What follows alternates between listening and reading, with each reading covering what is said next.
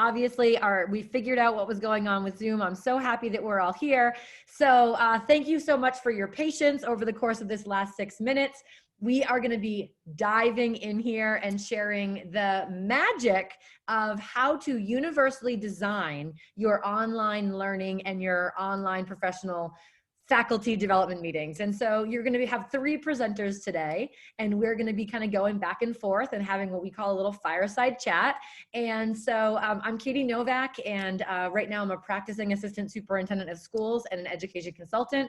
And so on a really good day, and I mean the word good like very ironically, I will have 10 hours of Zoom meetings a day. Like on school committee nights, I can get to the 10-hour mark. And like we'll always joke like double digits, baby. But Sarah, would you introduce yourself, and then Magdalena?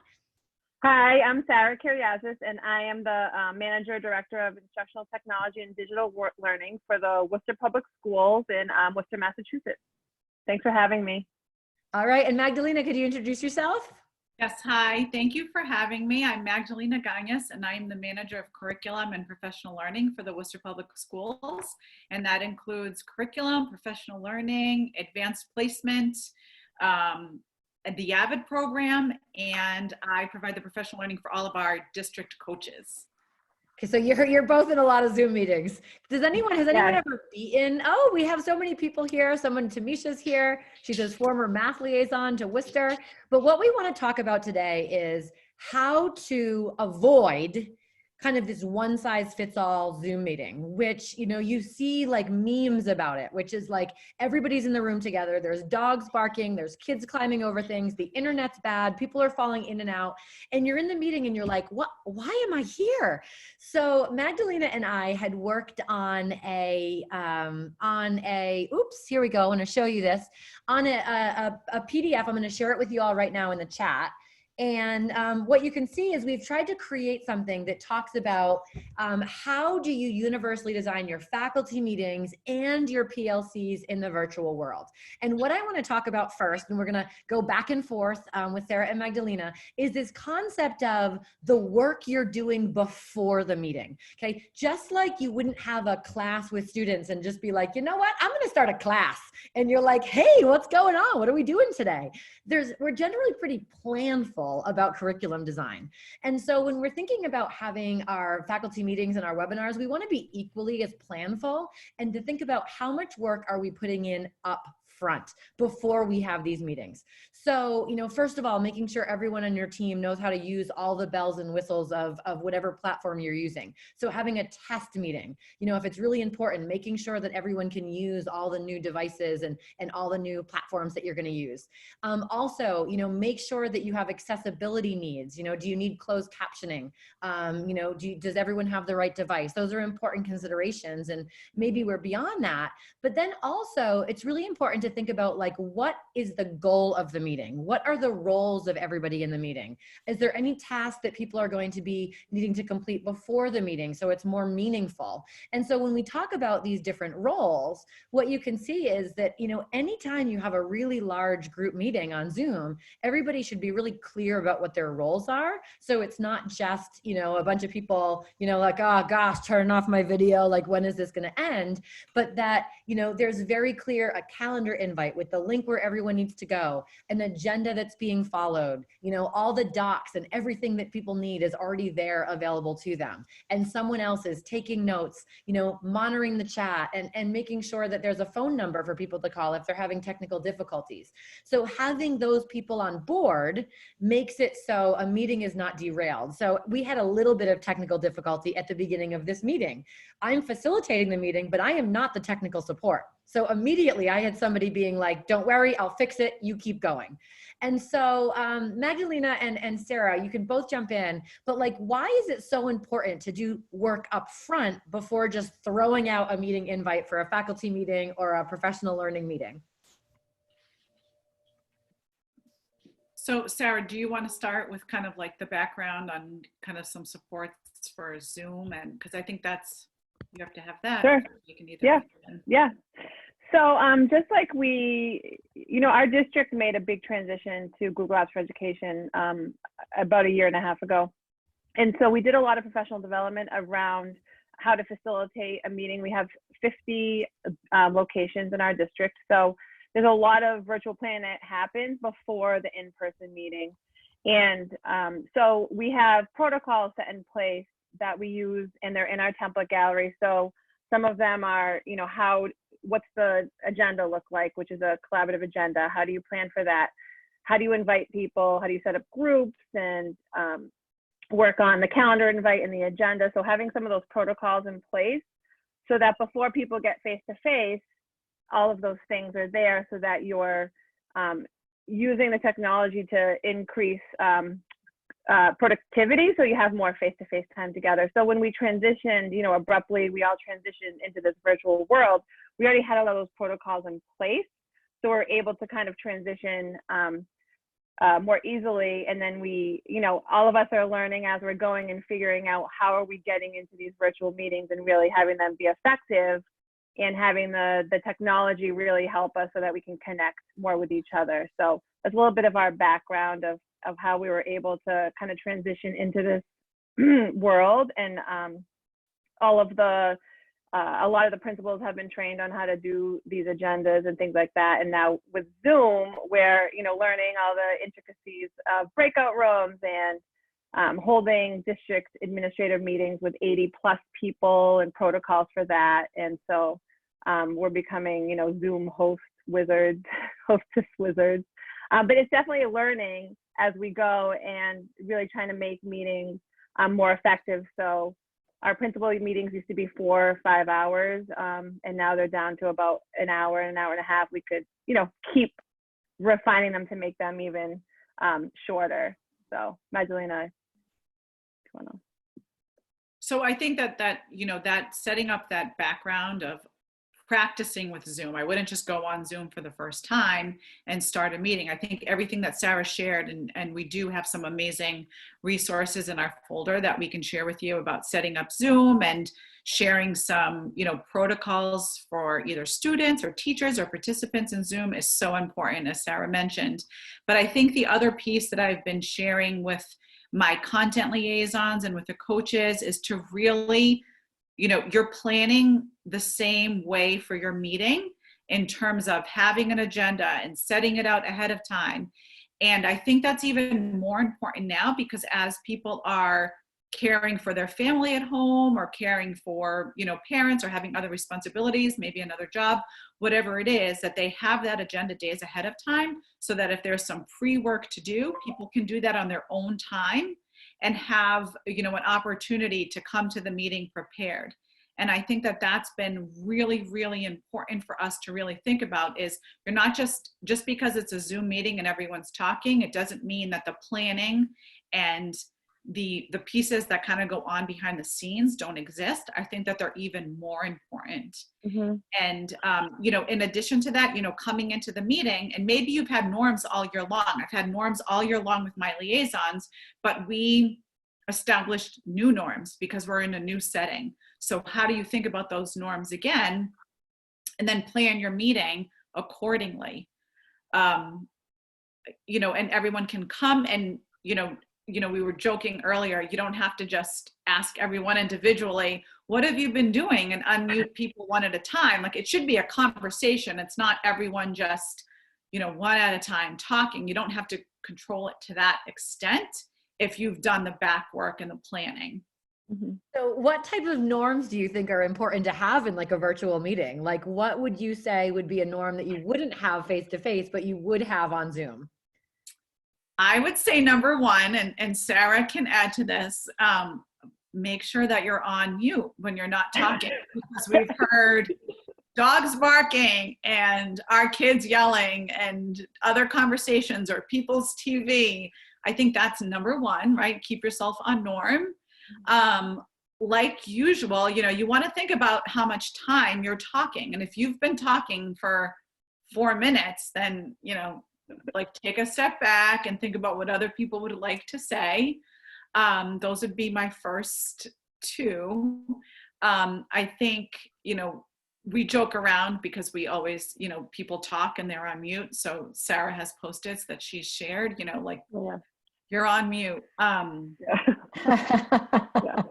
But have all fun of too. those things I Yeah. think are critical, right? To just, keeping the momentum of the meeting going. And I think also, making sure that you're, think about other, accessibility issues. Maybe you have to, just like, you have the closed captioning on here. I think that that's important. Thinking about what other resources do people need? Do they need a phone call, to kind of like help support them? So I think those are important norms, but I don't know, Sarah, any others that we've added? Yeah, so the consultant that does a lot of our training in our district with me, Casey Dava, works at an education service agency about an hour west of here. And so we've adapted some of her norms because she's been doing a lot with Zoom. And so one of them is really just about being kind to each other. Everyone's, has pets and significant others and children, and I know some of our colleagues around here, one of them, her backyard is being dug up, so there's bulldozers in the backyard. So I think just really being, we're all human and we're all working from home. So really being considerate of each other. Casey also likes to say that we like to see your faces if possible. So when we're in a meeting, not everyone doesn't have to turn on their camera right now, but if possible, turning on your camera is nice, just to say hi, and then you can turn it off because everyone's in their pajamas from the waist down, so that's fine. So just some of those norms about being human, which are a little bit different when, we always want to be human face to face, but it's even more significant when you're at home and you're around your family. So those are some of the norms that we've been working with. I think that another one of the things too that we were talking about is just this concept of thinking about what your background looks like. Yeah. It's like before this started, I'm like, oh my gosh, my bed isn't made. Like, what slob I am. Or like I was in my dining room and there were like bottles of liquor behind me. And it's like, okay, this is not really a professional setting. And one of my partners, Kristen Rodriguez, she was like sending out something to people we work with. And she's like, now remember, make sure that we don't have a messy bed in the back. But again, I think that recognizing like stay muted, but when you get on, be like, what's behind me? Like, am I okay with the whole world seeing this? That's huge. But then also we talk so much about this being proactive. So UDL is all about being proactive, and it's all about firm goals, flexible means. And I know that in my entire span of career, I've been in education for 18 years. Oh my gosh, time flies. 18 years I've been in education. But what ends up happening is I've been to a lot of meetings where I'm sure there was no goal. Like, it's just like, well, we meet every week at 2, we meet every week at 4, we meet whatever it happens to be. And, as administrators, it's always like, make sure that you're posting your standard, like make sure that everyone knows what the goal is. But like, how often do we really say, we're having a meeting, at the end of the meeting, this is what everyone will know, this is what everyone will be able to do, these are the things that we're going to decide on, this is the agenda, like we're going to stay on track. And I think that not just Zoom meetings, but even face-to-face meetings could be like squashed into being so much more concise if everybody knew why they were there, did kind of the flipped work of like, okay, I read the things, I looked at the draft, I saw the notes, and let's just get down and dirty here. And how can we create that so people aren't feeling like they're sitting online just kind of airing out how their days have been, and where it's hard to buy toilet paper and things like that. So one of the things that I think is important for everybody to know is that, like, how often before a meeting do you prep as much as you would prep before teaching a class?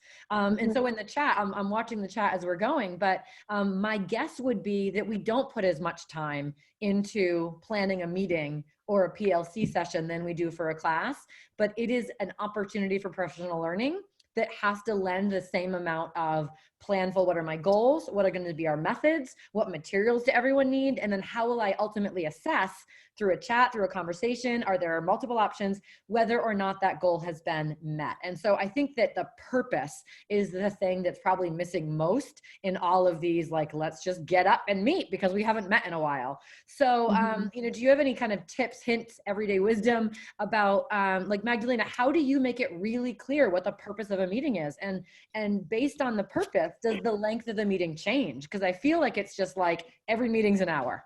Doesn't matter what you gotta do, every meeting's, why is it an hour? So Yeah. Magdalena, what are your thoughts on that? And everybody else, I'd love to see your thoughts too in the chat. And thank you. I think that's a great question. And I'm just also looking at the chat. And so I know we kind of say Zoom meetings, but I do, I know there's some districts that are no Zoom districts. Mhm. So I do Google Hangouts all the time. Mhm. Our district just started Google Voice. And so there's so many other, the Microsoft Teams. So I think we're saying Zoom, but when we say Zoom, we're really referring to all of these platforms. Yeah. So I don't just want to limit it to that. But I think even just our agenda that we keep these running agendas so you can see everything that's happened in all of our meetings for the entire year. We've continued on those meetings, but as much as possible, as you said, I really try to state that goal ahead of time. I try to either take notes or ask someone to take notes.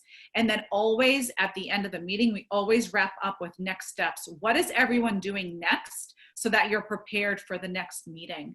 And I think that has been really important for us to really stop and think about, we're not just taking in this learning. Are you able to contribute to the next meeting? Are you able to share a resource? Have you shared a resource and you've put it in our agenda and everyone is taking a look at it? And I think that's the important piece, that we're not just in these meetings to give information. Everyone's an active participant. Everyone's an active learner. Different people can take on that leadership role. And I think that that's the important part. People aren't coming back. We want them to be active learners. Our agenda we've shifted all of our agendas in the district to that, just so that it's a nice reference to be able to go back. We're not looking at a million different, all of our Do I need this? Do I need this one? It's so simple, and that's something shared with us. Magdalena, I think I might Sure. need this. Okay, again, I like Sarah's strategic use of Post-its for, I'm literally going to make one. And so while her Your Wi-Fi, you sound like an alien. Like, I know this was made because of school committee, by the way. I'm gonna make a whole set of those tonight for myself. I have a whole set of them. We have a Massachusetts one. Pocket. You got pocket. Does that mean you're done talking? Like stop? Stop talking. Put it in the parking lot. We'll come back to it. I haven't actually used it though. So many people are like, I'm making the Post-its. One of the I do want to just, Magdalena forgot to say something, which is she called me this morning. She's like, I'm turning all my staff meetings into half hours. We're done with the hour meeting. Remember you said or yesterday morning?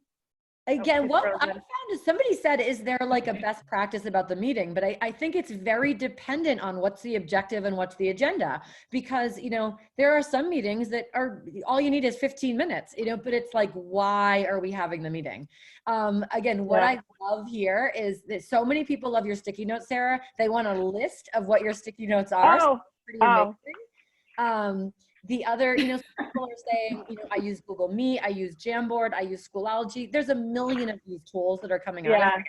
But they pretty much all have the same capabilities, which is, some sort of interaction via chat, some polling feature.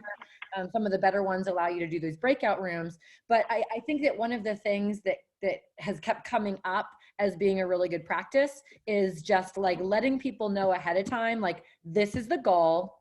This is what we're going to accomplish. This is what you need to do before you get on. And this is exactly how it's going to go.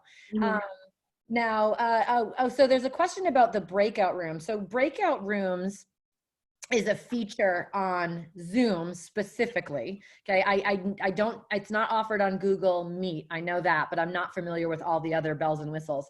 But the thing is right now as an educator, Zoom is free. And they've lifted the limit, like you don't have to stick with that 40-minute limit anymore. And so what you do in a breakout room is, as the host, you essentially have something that's on your host panel on the bottom that allows you to create a breakout room. And what you do is you just say how many people you want in your breakout room. That's it. So let's say right now we have 220 people in this meeting. If I said, let's have smaller conversations. I want breakout rooms that are the size of 3. It's going to say you need 70 breakout rooms. And it's going to automatically put people in 70 different rooms. And then all I have to say is open breakout rooms. And then everybody's in their own room where you're talking to each other. So only the host has the capability to do it. And then, you know, you can use them with students as well. But the reality is that you can't be in all the breakout rooms at once. Right. And so a lot of educators are like, oh my gosh, I love that idea. And you can pop into each room, but like you can't be in 4 rooms at once. So if you have paraeducators or other adults with younger students who could help to facilitate those rooms, it's a really cool feature. Can I say one thing about breakout rooms? Sure. Sorry. So I think also if you are, especially with adults, if you're facilitating, you know, a staff meeting, a lot of our staffs are huge, like, you know, 100 people, and you're facilitating a breakout room, is have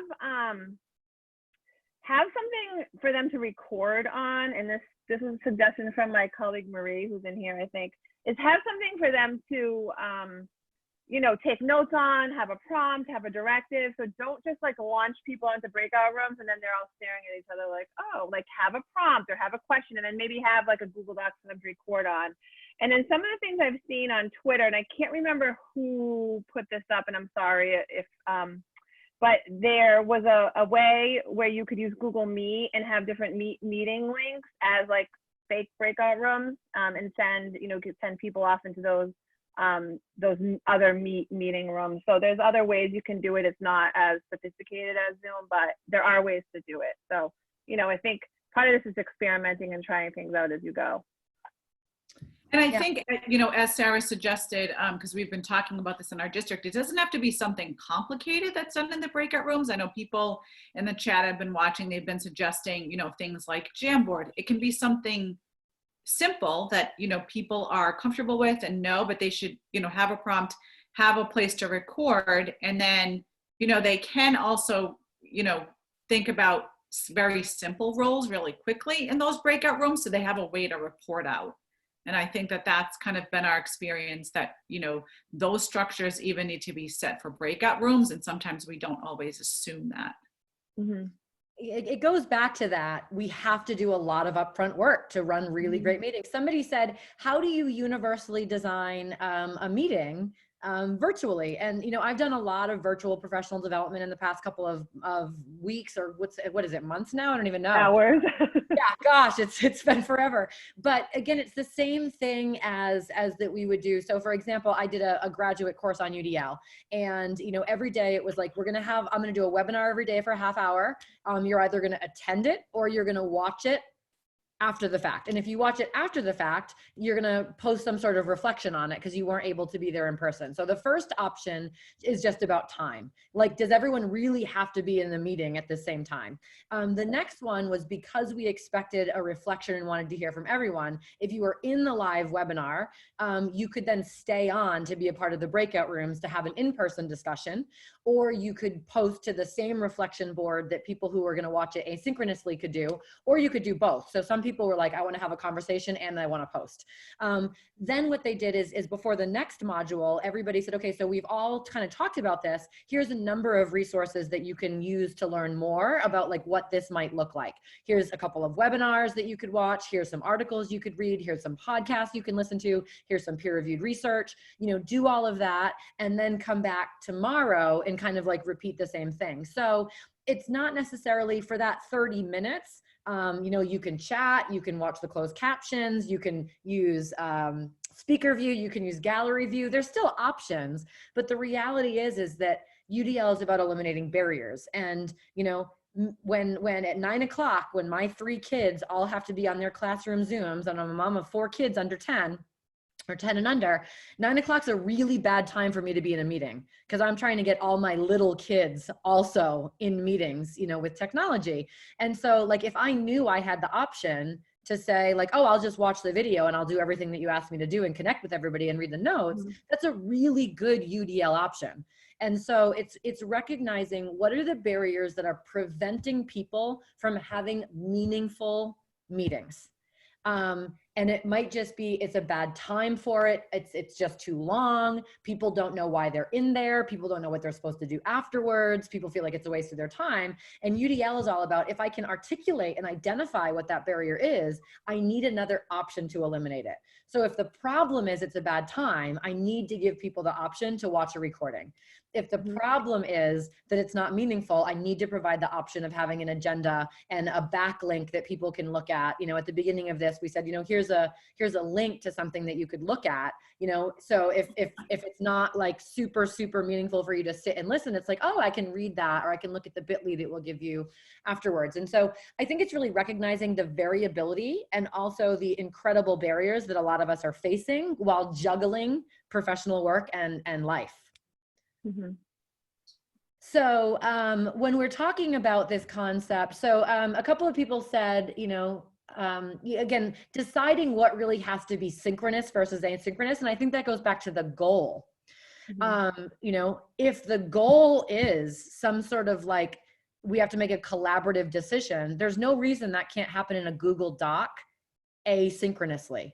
You know, and so I think that it's really like, what is the purpose of having it be synchronous? And if we have a really good reason why it should be synchronous, then it should be synchronous. And if we don't, then the option to say, if this is not a good time for you, then choose a better time, I think is really important. And so I just want to, again, show that resource that we showed you really quickly at the beginning, and we're going to post it again. And we have a bunch of other cool resources as well. So when we talk about this, oh, nope, where on earth is it? I have so many, oh my gosh. Okay, I'm gonna find it easier here. It went rogue on me. So when we show you the link, it's essentially, we created a guidebook. It's 4 pages, and it's based on what the amazing work that Worcester Public Schools has done to talk about, again, making sure that you have some pre-meeting tasks, making sure that you have really specific roles within that meeting, making sure that you're clear about your norms, that you're providing additional resources for people to reflect on. All of that comes down to being really important. But the other thing is UDL is so much about action and expression, is how do we know that people have met our objectives in the meeting? Like, what options are there to say, I am confident that all 18 people in that meeting know the same thing? Like, what are our options and choices for doing that? Magdalena, do you want to talk about that a little bit? Sure. And so, you know, I think that part of that comes from asking for feedback from your participants. So I think we can do this in a lot of different ways. So if you have a smaller group, I think it's maybe, you know, you can ask everyone to email you after the meeting. You know, what were your big takeaways? What do you think are your next steps? And those might be different for different people. I think it's, you know, following up with email after the meeting to say, thank you so much for joining, sharing your objective. This is what I think I learned, and this is what I think we took away. You know, it would be interesting to see if everyone thought that also, because sometimes people take away different things, but really to be very thoughtful about getting that individual feedback from people. If it's a smaller group, if it's a larger group, maybe just sending out like a survey or so that everyone's voice is heard. And I think that that's the important part. You know, we really talk about, you know, UDL and thinking about barriers. We want to hear everyone's voice. So sharing a follow-up email, possibly, you know, if your district allows recording, sharing that recording so people can go back and play back some of the meeting. I mean, we've just shared, you know, so many ideas today. I think it's a lot to take in. It might be helpful for people to kind of stop and go back and take those ideas and think about next steps. Continuing to share any documents that were created or shared during the meeting, or note takers, so that people can go back and look at it themselves. They might want to watch the video, they might want to look at the notes, they might want to read your follow-up email. But all of those pieces, I think, help to come back to the goal of your meeting, help to understand where there were gaps for people to people's understanding of what the goal may be. And then really for people that really did not really maybe come to that same goal, to really have that one-on-one either email or conversation or text, just to follow up with them, because you want to, you know, kind of, if you're looking to move towards a goal like creating our remote learning plans, we all need to be on the same page with that, and we all need to move forward together, and everyone needs to be on the same page before we can do that successfully. Sarah, anything you want to add to that? I think, you know, sometimes I haven't I haven't done this since we went like full virtual, but doing a plus delta, you know, in the middle or at the end of the meeting. Where were we with our norms, right? You know, how did we do with our norms? Did we talk over each other? Things like that. It's a great job to do, you know, a good thing to do. I just reminded myself of that. I think also there's other things that, you know, as leaders that we can do to also avoid meetings. So maybe making a quick video, or, you know, now there's all these memes like, you can put it in an email, you shouldn't have a Zoom, you know, so just moving some of those things into either a video message to your staff or colleagues, or, oh, someone says, what's a plus delta? So a plus delta is, you know, just a quick check of what went well and what needs to be changed. So one thing that went well is that, you know, you met all the agenda topics, but one thing that could be changed is that, you know, someone might say, oh, I might have talked a little bit too much. So it's kind of like checking yourself and checking the group. Sometimes you have a role in the group that actually just is looking at who's following what norms, not who, but if the group's following the norm. So that's what a plus delta is. So yeah, so I think, you know, all of those things. Okay, so another thing is that somebody said, like, if we have students, are we still able to record the classroom? And one of the things that I have been encouraging my colleagues to do is that, like, let's say that there's student faces, you wouldn't record necessarily the Zoom, but like what I would do is I would record myself right now facing me with my phone. Because like if you're trying to do a classroom, a bit of classroom instruction with students, you know, I don't necessarily want to be posting, especially you have some kids who are on a do not publish list. So if I'm taking a recording of the Zoom, I might have kids' faces and kids' names, and I don't want that out. But what I do want is my instruction. I don't want to have to do that again to put out a video. So, you know, what I basically said is just turn a phone on yourself, you know, and as you're looking at your computer and you're doing your Zoom, you can also get a recording of like your mini lesson that you give to the kids, and then just post that, you know, on YouTube or something. And can I just add something quickly? Sorry. I just want to, you know, now this is my district administrator coming out. Check with your district policies, because here in Worcester, we have no audio and no video recordings of any of this for staff or students. So if you were going to do that, I would just make sure that you know what the policy is. And then if you're recording yourself, edit out any of the kids. If there's any audio or anything in the background, just edit that out. So just be really cognizant. And that's actually one of our norms, is that we don't take screenshots unless we ask permission. Never of students. And, you know, I got a lot of questions from principals like, why? And we really thought about it, and our attorney advised us. But really, why is because we're in your home, we're in kids' homes, we're in staff's homes, you know.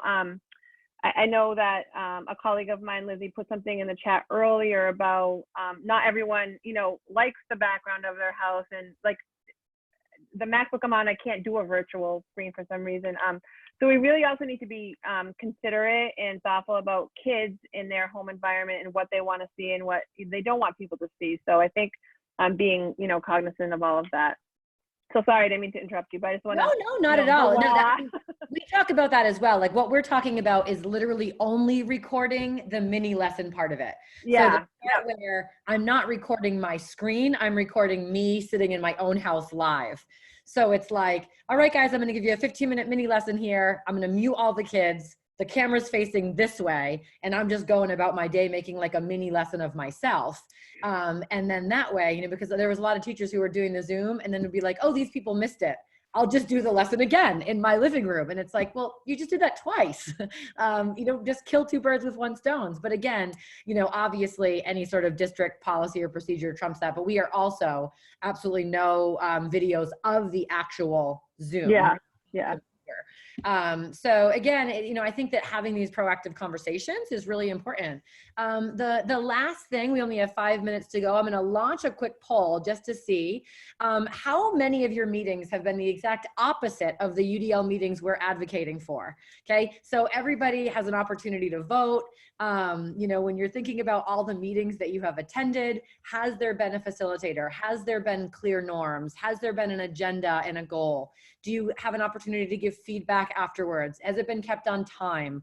And what we're seeing is, about 30% of us are like, OMG, all of my meetings are like that. Another very high percentage are saying a few of them are like that. And then the very lucky handful of people are saying, you know what? No, like, I think we have it down pretty good.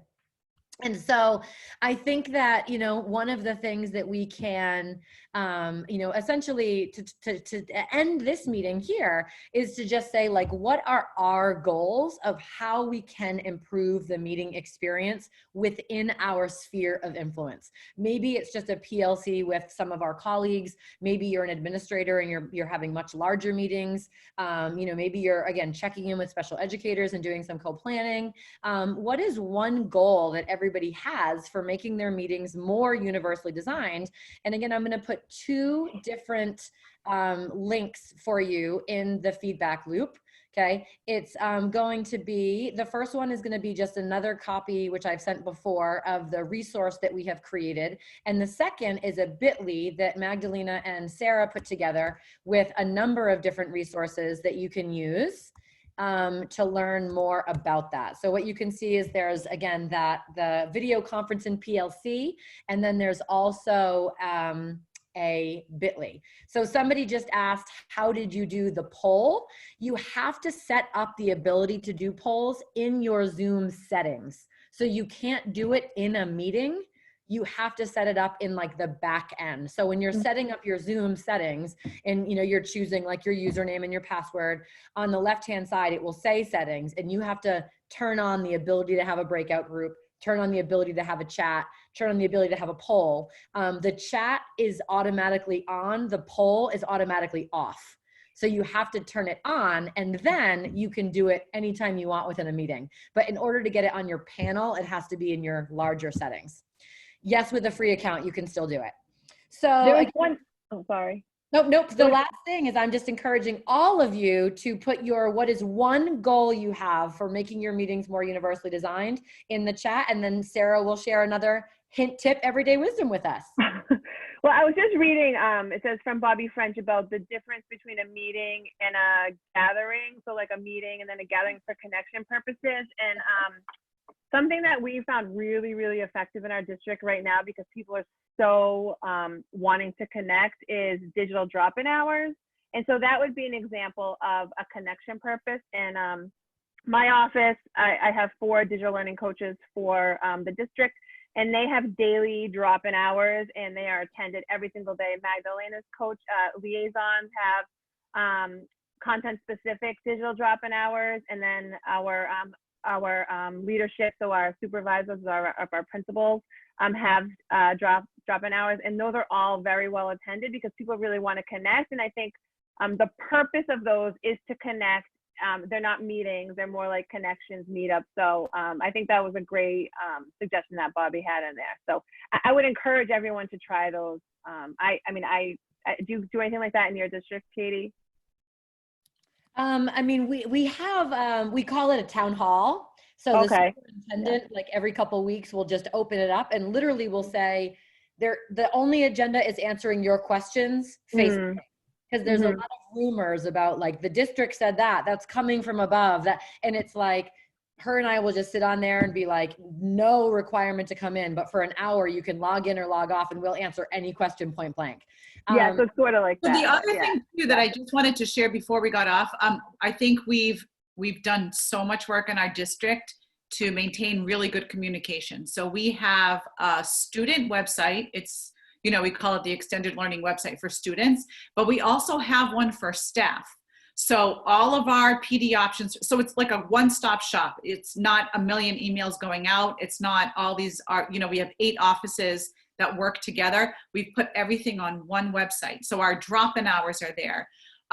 Sarah has a page on, how do you run a Zoom meeting and how do you run, a Google Meet, because those are like all that technical stuff that people want to see. There's videos, there's, different sheets that people can use. So it's like taking away all those barriers. Some people want to listen, some people want to watch. We have different pages for all of our offices. All of the liaisons have a sheet with all of this information related to their subject area because everyone has a different need. So I think it's really important. You know, we just created these Google sites. We update them constantly. People can go on there for PD. People can go on there for suggestions. We post webinars. So it's kind of one place where everyone can look to get all of their resources. And we have one for students. We have one for staff. And that's been really successful for us in order to maintain good communication. And people can look at that, you know, whenever is convenient for them. So I would highly suggest that people can go onto our website and take a look. On our student website and also on our staff website. They're both open. Okay, so what we'll do is we're going to send out this recording tonight with a certificate of attendance for anyone who watched it live. We'll also put in some links. So we'll make sure that you have the link for the Worcester Public Schools 2 sites, that bit.ly that I've been putting in, which has a number of different resources, and then also the virtual PLC resource.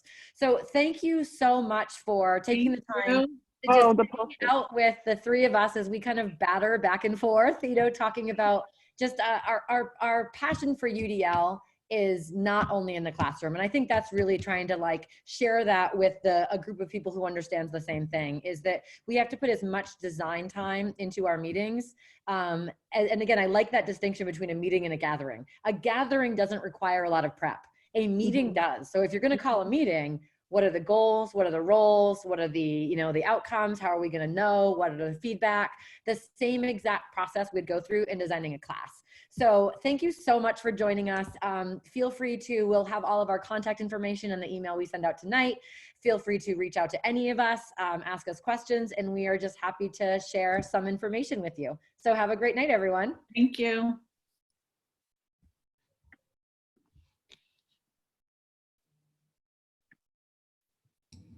Thank you. Welcome. Katie. Thank you. Okay, I'm trying to stop the